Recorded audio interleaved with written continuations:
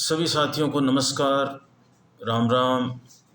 मैं रमेश कुमार शर्मा राजस्थान प्रदेश के चूरू ज़िले के एक छोटे से कस्बे सरदार शहर से आज दिनांक 19 जून 2024 रात्रि लगभग 11 बजे आपसे थोड़ी सी दो तीन बातें करने के लिए रूबरू हुआ हूँ।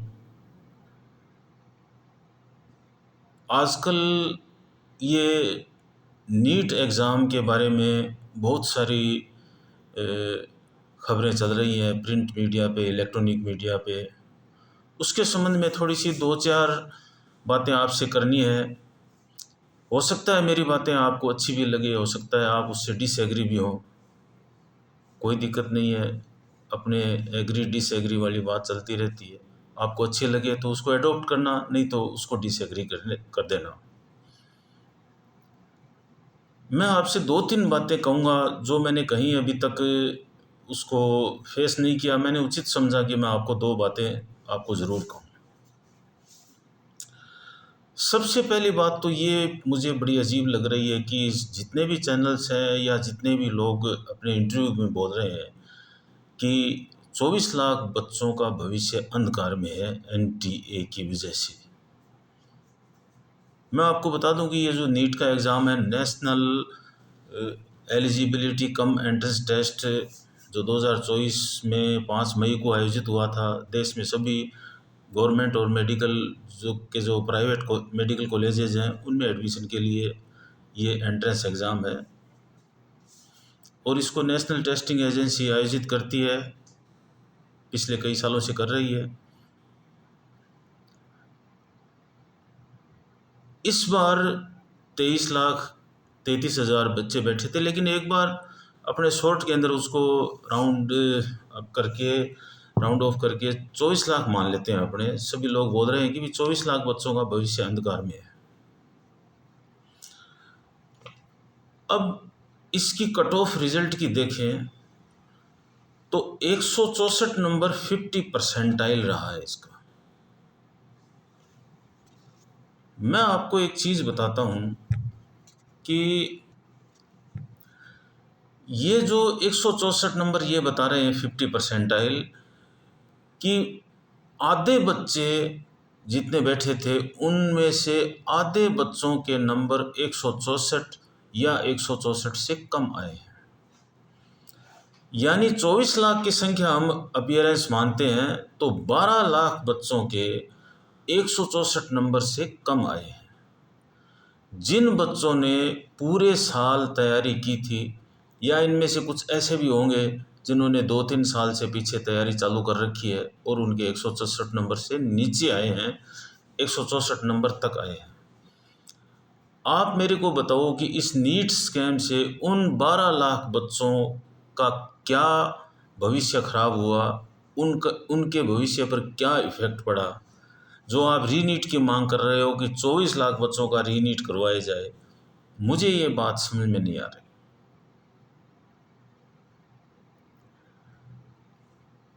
अब मैं आपको एक चीज़ और बताता हूँ कि पिछले साल तक 607 नंबर तक, 720 का पेपर होता है पूरा, 607 नंबर तक के जिसके अंक आए थे 720 में से, उस बच्चे को गवर्नमेंट कॉलेज मिल गया था। हर बच्चे का यही सपना होता है कि मेरे को गवर्नमेंट कॉलेज मिले ताकि मुझे फ़ीस नहीं भरनी पड़े। अदरवाइज़ थोड़ी कम परसेंटेज हो तो प्राइवेट मेडिकल कॉलेज में किसी में 50 लाख, किसी में 1 करोड़, इस तरह से पैसे लग के एडमिशन हो जाता है। लेकिन गवर्नमेंट कॉलेज पिछले साल जब मिला था तो वो 607 नंबर वाले बच्चे को लगभग गवर्नमेंट कॉलेज अलॉट हो गया था और वहाँ तक लगभग 27-28,000 मेरिट रही थी। इतने बच्चे वहाँ तक आए थे, 620 नंबर या 15 नंबर के आसपास। अपने इस आंकड़े को एक बार 600 नंबर तक ले जाते हैं और कम कर देते हैं। अब 164 के और 100, अब की बार जो 600 नंबर तक मेरिट रही है वो लगभग, उसमें 600 से ऊपर लगभग 80,000 बच्चे हैं। अब 12 लाख बच्चे तो 164 से नीचे वाले गए और लगभग बचे हुए 12 में से 80,000 और निकाल दें तो ये मान के चलो 11,20,000 बच्चों के 164 और एक 600 नंबर के बीच में 11 लाख बच्चे और हैं, 11.25 लाख के आसपास। इन बच्चों ने अपने जो भी 1 साल 2 साल 3 साल की तैयारी से और लगभग 600 नंबर तक ये अचीव कर पाए हैं और इनको गवर्नमेंट कॉलेज नहीं मिल रहा है। आप ये बताओ कि इन बच्चों के भविष्य पे क्या फ़र्क पड़ा नकल का। पहली बात तो अभी कोई मास पेपर इसकी आउट की भी कोई सूचना नहीं है, या जो आदमी 20 30 50 लाख रुपए लेकर के और पेपर चोर के या कहीं से भी लाएगा, बच्चों को देगा, तो वो व्हाट्सएप पे आम पब्लिक को देने के लिए तो लाएगा नहीं, वो भी उनसे पैसे कमाएगा। तो 164 से 600 नंबर वाले बच्चों के जो 11 सवा 11 लाख बच्चे, उनको भी कोई फ़र्क नहीं पड़ा। अगर आपने एक बार मान लेते हैं कि उसमें 20 30 50 100 200 बच्चे हैं जिनको पेपर दिया गया था, रटाया गया था, उनको उनके साथ मैनिपुलेशन की गई थी, जो भी फ्रॉड किया गया था, फिर भी जो बच्चे पेपर होने के बावजूद जो 600 अंक नहीं ला पाए, 600 से ऊपर नहीं ला पाए, तो फिर उनका तो कोई मतलब ही नहीं है, उनके रीनीट कराने का, रीचेकअप का कोई मतलब ही नहीं है। इसलिए जो सबसे ज़्यादा प्रभावित हुए हैं वो 600 से 720 अंकों के बीच में जो बच्चे हैं वो सबसे ज़्यादा प्रभावित हैं, वो सबसे ज़्यादा प्रभावित हैं। लेकिन दिक्कत क्या आ रही है कि जो बच्चे दिन रात पढ़ के 600 से ऊपर नंबर लाए हैं वो इतने थके हुए और घायल हैं कि वो डर रहे हैं कि अब कैसे वापस वो तैयारी करें। लेकिन जिनके 600 से कम नंबर हैं वो ज़्यादा ये चाह रहे हैं कि हम शायद हो सकता है हमें 1 महीने 20 दिन का टाइम और मिले तो हो सकता है हम थोड़े से नंबर और ज़्यादा ले आएँ। मैं उनसे रिक्वेस्ट ये करना चाहूँगा कि आप लोग जब पूरे 12 महीने 2 साल से जितने नंबर आए हैं उसके ऊपर संतुष्ट रहो, आप इस 1 महीने के तरफ मत देखो। ये एग्ज़ाम जो है वो आपको एक ये मानना चाहिए कि ये रीचेकअप का एग्ज़ाम है कि आपने जो पीछे पेपर दिया था आप उसके ऊपर खरे उतर रहे हो। ये री एग्ज़ाम नहीं है। आप री एग्ज़ाम 25 की तैयारी करो आप, 600 से जिनके नंबर नीचे हैं। जिन बच्चों के 600 से ऊपर हैं वो सबसे ज़्यादा प्रताड़ित हैं जिन्होंने पढ़ के एग्ज़ाम दिया था, क्योंकि उसके अंदर वो घुसे हुए हो सकते हैं जिनको हम कह रहे हैं कि भाई ग्रेस मार्क्स मिल गए जो नहीं मिलने चाहिए थे, या नकल वाले बच्चे आ गए। तो आप कोशिश ये कीजिए कि ये जो 24 लाख वाली बात है इसको छोड़ दीजिए, इसको ड्रॉप कर दीजिए। आप ये कहिए जो ऊपर टॉप 81,000 की जो लिस्ट है 600 नंबर तक की, वो सबसे ज़्यादा प्रभावित हैं। और आप केवल उनकी तरफ ध्यान दीजिए। रीनीट इसका कोई, मेरे को नहीं लगता कि रीनीट इसका कोई सोर्स है। आप रीनीट नहीं करवाइए, रीनीट करवाइए आप केवल जो जिनके 600 से ऊपर नंबर हैं उनका रीनीट करवाइए। और वो भी आप कोर्ट से रिक्वेस्ट ये कीजिए या एनटीए से रिक्वेस्ट कीजिए कि वो हमारा एग्ज़ाम जो है वो अंडर बहुत ही टाइट सिक्योरिटी के अंदर हो, या कोई भी हाई कोर्ट या सुप्रीम कोर्ट के एक्स या एग्जिस्टिंग जजेज जो हैं उनके अंडर सुपरविज़न में हो हमारा एग्ज़ाम, ताकि फिर हमें वो ये ट्रॉमा नहीं झेलना पड़े कि उसमें फिर कोई दिक्कत आ गई, कोई परेशानी आ गई। अब मैं आपसे एक बात और शेयर करना चाहूँगा कि पिछले 10-15 दिनों से काफ़ी बच्चे सड़कों पे प्रदर्शन कर रहे हैं। कहीं पे पुलिस उनके ऊपर लाठीचार्ज कर रही है, कहीं वो बैरिकेड्स तोड़ रहे हैं। आप आम छात्र नहीं हो, आप फ्यूचर डॉक्टर्स हो। मानते हैं कि आपके मन को बहुत बड़ी पीड़ा पहुंची है, आपके परिवारों को बहुत बड़ी पीड़ा पहुंची है, लेकिन ये सही रास्ता नहीं है। जिसने भी आपको ये रास्ता दिखाया है वो बहुत गलत काम कर रहे हैं, या आपने ये रास्ता एडॉप्ट किया है तो आप गलत काम कर रहे हो। आप एक बार ये मान लो कि आपने बैरिकेड्स तोड़ दिए, पुलिस को भी आपने हटा दिया, आप एनडीए में घुसने में भी कामयाब हो गए। आप मेरे को ये बताओ कि आप क्या करोगे उसमें घुस के एनडीए में? क्या आप अपने कागज़ सही कर लोगे? क्या आप अपने नंबर सही कर लोगे? क्या आपने जो इस तरह से मार्कशीट हथिया ली कोई अपने नंबरों की, उसको लेकर के क्या आप एडमिशन ले लोगे? ये सही तरीका नहीं है। लोकतंत्र में सबसे बढ़िया रास्ता है कि आप अपनी बात सामने रखिए। और ये आपका भ्रम है कि हम बैरिकेड्स तोड़ के एनटीए से मिलने जाएंगे। नहीं, अगर आप इतने संख्या में हो, अगर आप कहीं भी बैठ जाओ, कहीं भी बैठ जाओ और शांतिपूर्ण बैठ जाओ, अब मैं दावे के साथ कहता हूं कि बड़े से बड़े मंत्री को और बड़े से बड़े एनटीए के अधिकारी को आपके सामने प्रेजेंट होना पड़ेगा और आपकी हर बात को जवाब देना पड़ेगा, आपकी हर क्वेरी को उनको सोल्व करके देना पड़ेगा। लेकिन आपको तो किसी चीज़ की ज़रूरत ही नहीं है। आपका पूरा मैटर सुप्रीम कोर्ट में चला गया और सुप्रीम कोर्ट के अंदर चूंकि मुकदमों की बहुत ज़्यादा भीड़ है, अभी वैकेशन चल रही है, इसलिए सुप्रीम कोर्ट जल्दी से जल्दी इसको सुनवाई में, छुट्टियां ख़त्म होती पहली सुनवाई में इस केस को रखा है 8 जुलाई को। इसलिए आपको सुप्रीम कोर्ट के ऊपर पूरा विश्वास रखना चाहिए। अब मैं आपको एक चीज़ और बताता हूँ। आप सबसे पहले इस बात पर अपने विचार करते हैं कि आप बार बार में कह रहे हो एनटीए चोर है, ये नालायक टेस्टिंग एजेंसी है। ये बहुत बड़ी गलत बात है। आप बताइए, एनटीए के अंदर हज़ारों कर्मचारी काम करते हैं और जब वो पेपर बनाते हैं और जो सिक्योरिटी का काम करते हैं, जो हाई लेवल की सिक्योरिटी के अंडर में होता है, उसके अंदर उनको घर जाने की परमिशन नहीं होती। महीनों तक वो वहीं रह के किसी प्रकार का मोबाइल नहीं ले जा सकते, किसी प्रकार का उनके पास संचार तंत्र नहीं होता। इतनी एडवर्स कंडीशंस में वो काम करते हैं। वो तो एप्रिसिएशन के लायक है, न कि वो प्रताड़ना के अधिकारी हैं। उसमें पूरी एनटीए को, हजारों आदमियों को गालियां देना बहुत बड़ी गलत बात है।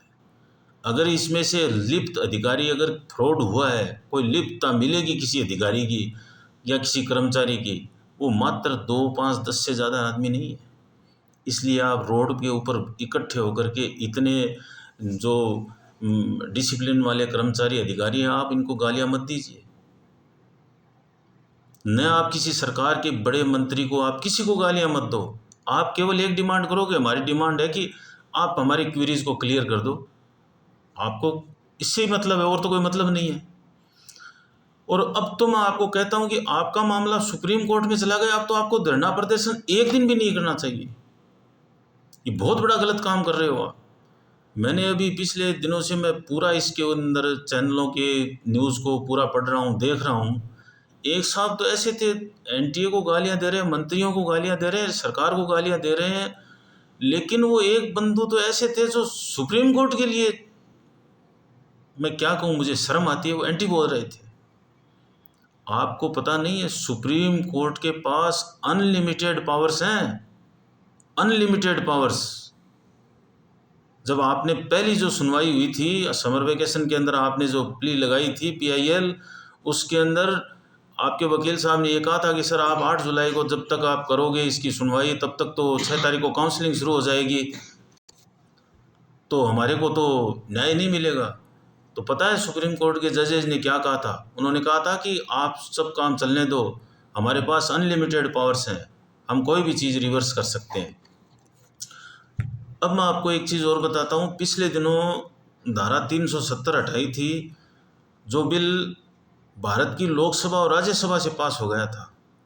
आपको पता होना चाहिए, जो भारत की लोकसभा और राज्यसभा से जो बिल पास हो गया था, जो कानून बन गया था, उसके ऊपर भी सुप्रीम कोर्ट ने, माननीय सुप्रीम कोर्ट ने उसके ऊपर सुनवाई की थी और उसको वैध ठहराया था। यानी आप ये समझो कि जो चीज़ भारत की संसद और राज्यसभा से पास की हुई है, उसके ऊपर उनको फैसला लेने का अधिकार है। ये तो एनटीए वाली घटना तो बहुत छोटी है उस चीज़ के आगे।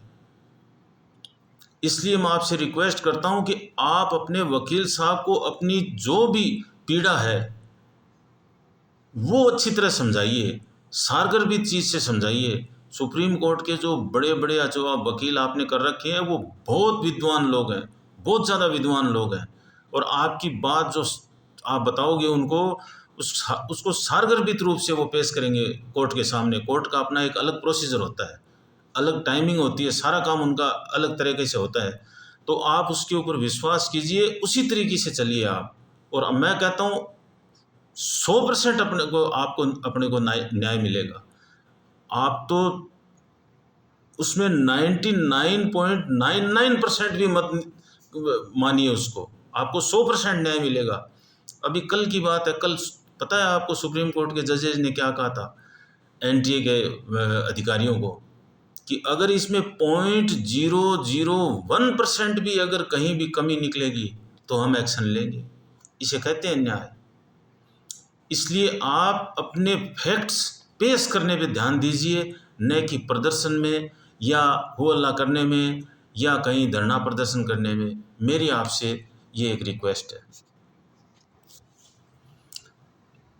अगर आप मेरी बात अच्छी तरह समझो तो माननीय सुप्रीम कोर्ट से, या कोई भी मेरे वकील साहब या कोई भी इंस्टीट्यूशन मेरी बात सुन रहा हो, तो आप सुप्रीम कोर्ट से निवेदन कीजिए कि 600 से जो ऊपर नंबर के हैं, या हो सकता है क्राइटेरिया वो 650 रख लें, उससे ऊपर के बच्चों के आप नीट का एग्ज़ाम दोबारा करवाइए। दूध का दूध पानी का पानी हो जाएगा। और वो एग्ज़ाम भी आप किसी भी बड़े अधिकारियों के अंडर में, या फिर भी आपको विश्वास नहीं हो तो कोर्ट से आप निवेदन करिए कि अंडर जुडिशियल सुपरविज़न हमारा वो एग्ज़ाम करवाए। साथ में कोर्ट से आप ये भी निवेदन कीजिए कि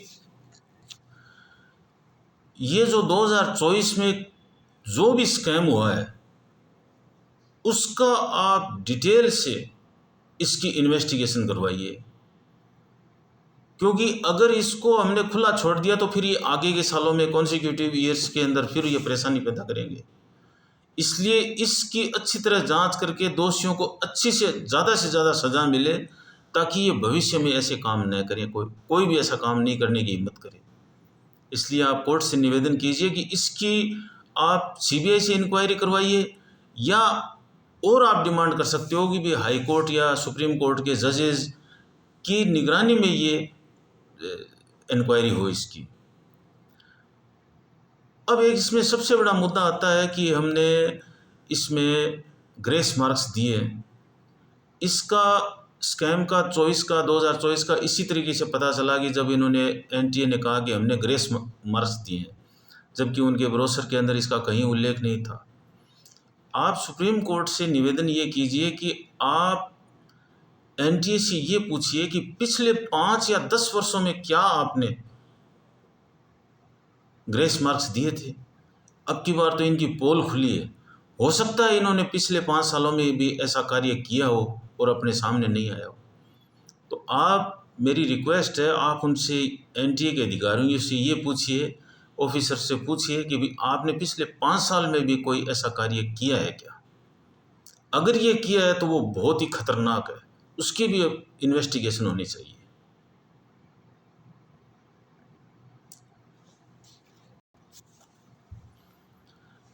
मैं आप सभी साथियों से निवेदन करता हूँ कि मुझे 2-3 चीज़ें आपको कहनी थी। हो सकता है आप मेरी बातों से एग्री हो, डिसएग्री हो।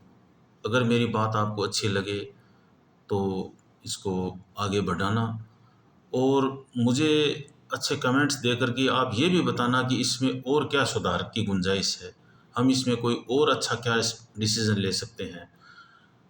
और मैं ये रिक्वेस्ट कर रहा हूँ कि अगर रीनीट हो तो केवल 600 मार्क्स से ऊपर वाले बच्चों के रीनीट एग्ज़ाम हो, और इसकी अगर ये कोई स्कैम है तो सीबीआई से इंक्वायरी हो, या अंडर जुडिशियल सुपरविज़न इसकी बहुत ही गहराई से जांच हो, और जो भी इसमें दोषी हो उनको कड़ी से कड़ी सज़ा मिले, ताकि भविष्य में ऐसी घटना की पुनरावृत्ति न हो।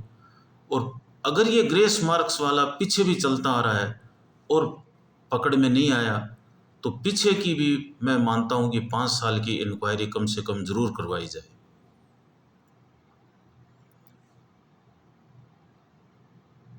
अगर मेरी कोई बात आपको अच्छी नहीं लगी हो, अगर आपको मेरी कोई बात से पीड़ा पहुंची हो, उसके लिए मैं माफ़ी चाहता हूँ। आपका हृदय से आभार और बहुत बहुत धन्यवाद।